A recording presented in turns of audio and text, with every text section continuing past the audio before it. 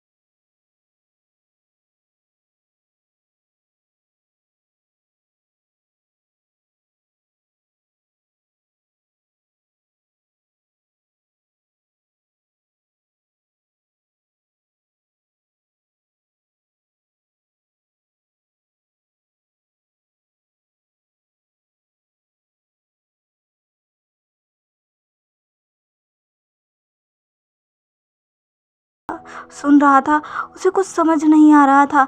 इधर दूसरी तरफ जियान चैंग और जिन जुशन भी बाकी जगहों का जायजा लेने के लिए गए थे। वहाँ भी वो सब लोगों की हालत देखकर बहुत ही ज़्यादा दंग थे, क्योंकि अचानक से ही इतनी ज़्यादा खतरनाक बीमारी लोगों के बीच फैल चुकी है, जो कि हर पल लोगों को बस तड़पा तड़पा कर मार रही है। जियान चैंग और जिन जुशन भी बहुत ही ज़्यादा हैरान थे। इधर वांग जी वो सब की हालत देखता है और कहता है, जल्द से जल्द कुछ करना पड़ेगा, वरना ये बीमारी और फैलती ही जाएगी। ऐसा कहकर वांग जी तुरंत ही आगे बढ़ने लगता है और उसके साथ उसके सारे डिसेबल भी वांग जी के पीछे पीछे जाने लगते हैं। इधर दूसरी तरफ क्लैन लीडर शू, जो कि अपने रूम में इधर से उधर बस घूमे जा रहे थे, वो बस आगे क्या करना है यही सब सोच रहे थे। उन्हें कुछ भी समझ नहीं आ रहा था। वो ये सब सोच ही रहे थे, तभी एक तीर अचानक से उनके बहुत ही ज़्यादा करीब होकर गुजरता है। दो पल के लिए तो क्लैन लीडर शू बहुत ही ज़्यादा चौंक जाते हैं, वो डर जाते हैं। पर तुरंत ही वो उस तीर को देखते हैं जिस पर एक पेपर बंधा हुआ था। वो तुरंत ही जाकर उस पेपर को उस तीर से निकालते हैं, उसे खोलते हैं और उसको देखते हैं। उसमें कुछ लिखा हुआ था। क्लैन लीडर शू उसको पढ़ते हैं, जहाँ पर लिखा हुआ था कि मुझे से यहाँ आकर मिलो, मैं तुम्हारे बारे में सब जानता हूँ। अगर तुम चाहते हो कि तुम अभी तक बचे रहो तो जल्दी मुझसे आकर मिलो, वरना मैं तुम्हारा सारा राज खोल दूँगा। क्लैन लीडर शू जब ये सुनते हैं, ये पढ़ते हैं, तो वो एकदम दंग रह जाते हैं। क्लैन लीडर शू सोचने लगते हैं, ये कौन है, इसे कैसे पता कि मैं, नहीं ये नहीं हो सकता। पर अगर इसे पता हो और सच में, मुझे क्या करना चाहिए। क्लैन लीडर शू बस यही सोच रहे थे।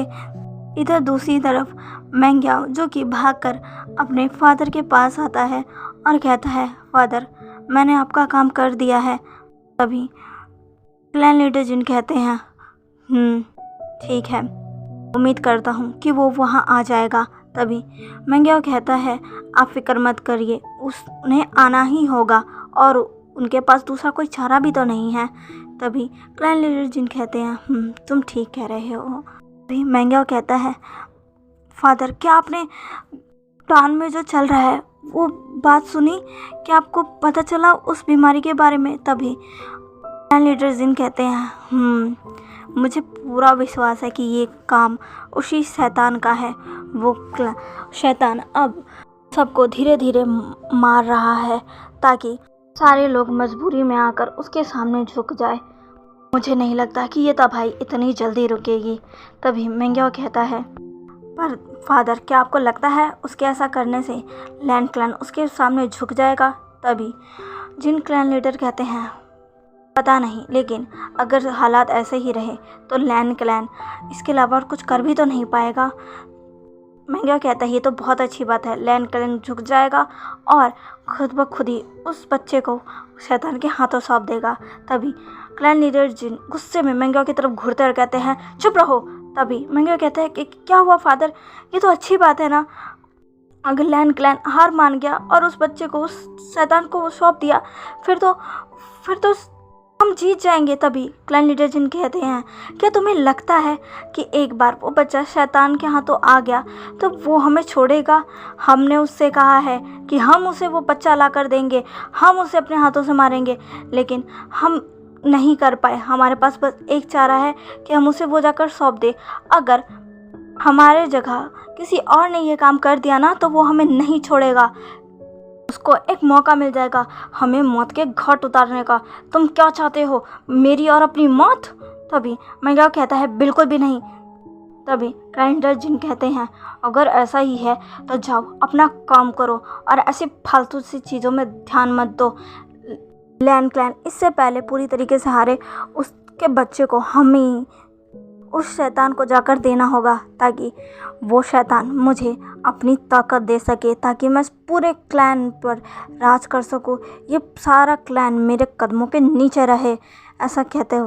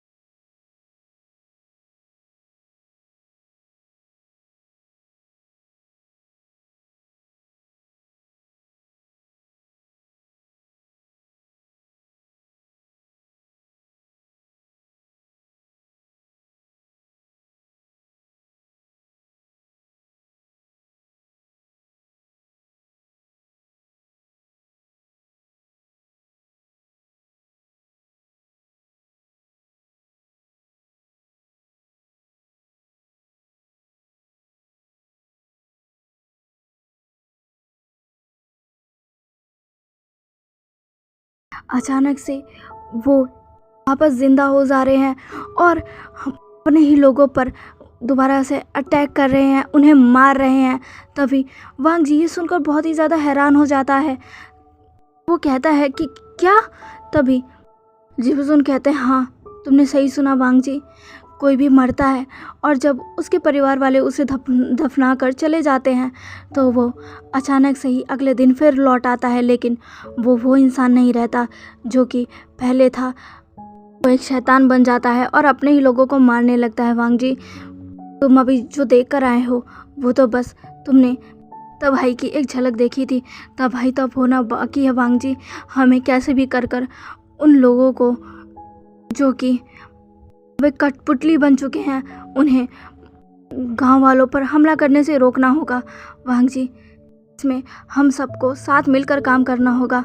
वांग जी ये सुनकर बहुत ही ज़्यादा हैरान हो जाता है। तभी वांग जी कहता है पर मुझे वो सब क्यों नहीं दिखे? तभी जिवजुन कहते हैं क्योंकि वो सब रात में आते हैं वांग जी।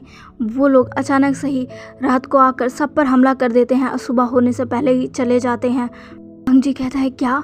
तभी जिबजुन कहते हैं, हाँ वांग जी, हमें आज रात को गांव पर पहरा देना होगा, गांव वालों को उनसे बचाना होगा, आज रात फिर से वो लोग आएंगे।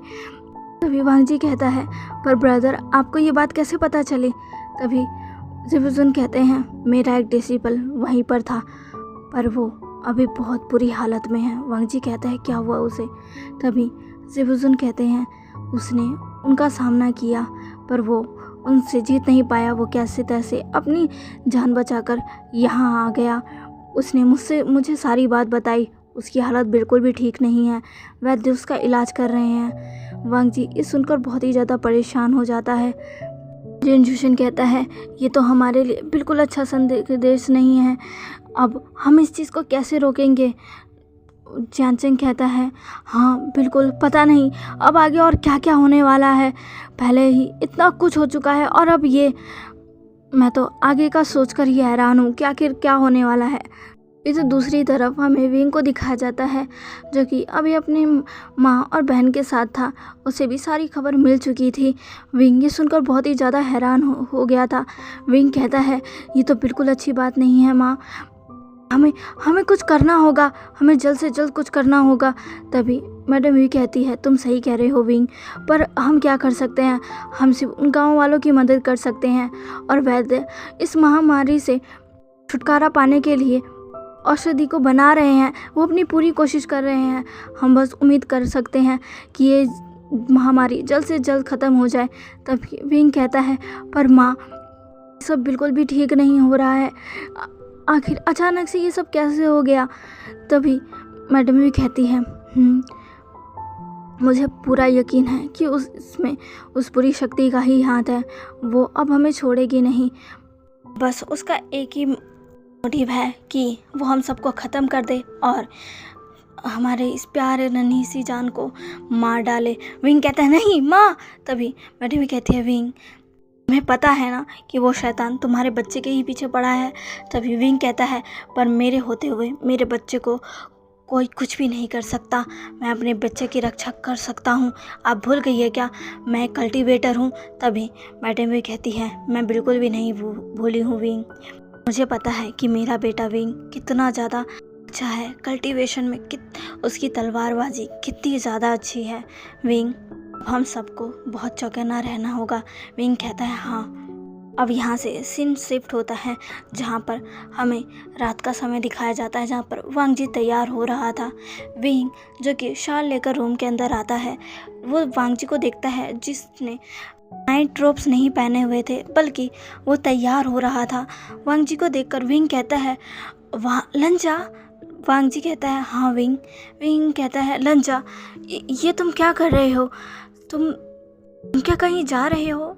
वांग जी जो कि हाँ में अपना सिर हिला देता है। विंग कहता है, अभी इस वक्त लंजा रात हो रही है। तभी वांग जी कहता है, हाँ विंग, और मुझे अभी ही जाना होगा। विंग कहता है, पर क्यों और कहाँ? तभी वांग जी कहता है, माफ़ करना, मुझे तुम्हें बताने का वक्त नहीं मिला, पर विंग तुम्हें तो पता ही होगा ना कि अभी टाउन में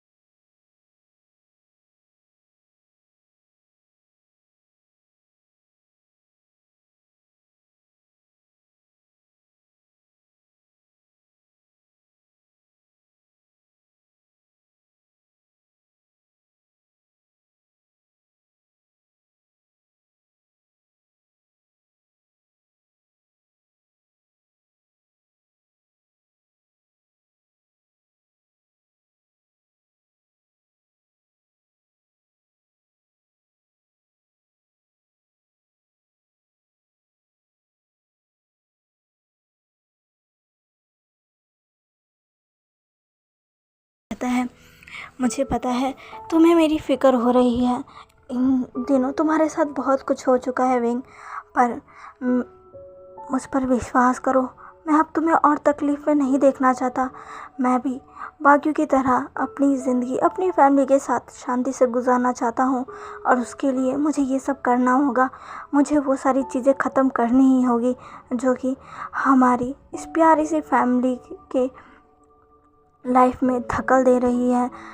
मेरी चिंता मत करो विंग। विंग कहता है पर लंजा।